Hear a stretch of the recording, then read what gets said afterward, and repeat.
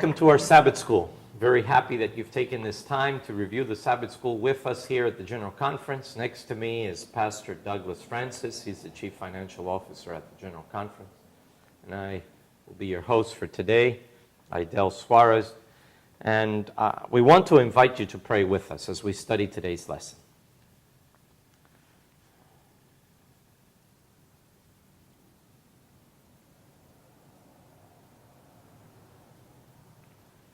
Last week, we started a three-part series on the resurrection of Lazarus, who was a friend of Jesus.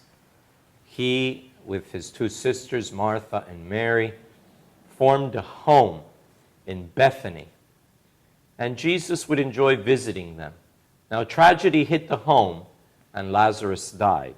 And so we are now on the Sabbath School titled From Death to Life, Sabbath, August 10, 2013. So a blessed Sabbath to everyone. And we're going to go ahead and go from the title directly to the first subtitle.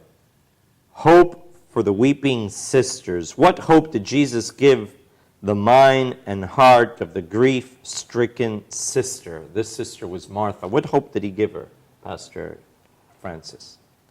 According to what Jesus was talking to her, we can see that she has gone away from the house and meeting Jesus halfway through. Yes. And there we can see she is being given the hope of resurrection at the time of the second coming. And these people believed in the second coming. And it's very clear there. And she's talking about that. At least they have a hope to meet their loved one during the second coming, as we all do. Yes, that is right. And as shown by her answer, what faith did Martha have? She believed in Jesus to be who? Who did she The believe? Messiah. The Messiah, the Christ. Yes. Yes, Lord, I believe that thou art the Christ, she said, and the Son of God, which should come into the world. Yes. It's interesting that the Jews speak about the coming of Messiah Yes. in a two-phase format. In the first phase, he comes like Joseph, who is betrayed by his brethren. In the second phase, he comes like King David, as Lord and Lord, the King of Kings. Yes. And that's exactly, when you read the Old Testament, you must understand that some prophecies apply to Jesus' first coming, others apply to his second coming.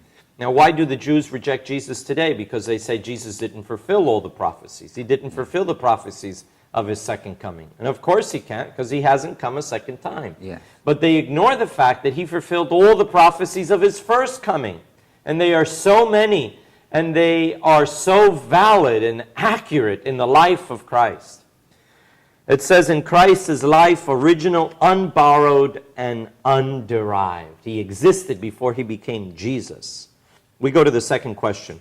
What trust did Mary express despite her sorrow? So now we go from Martha to Mary. Yes. And what trust did she express despite her sorrow of having lost her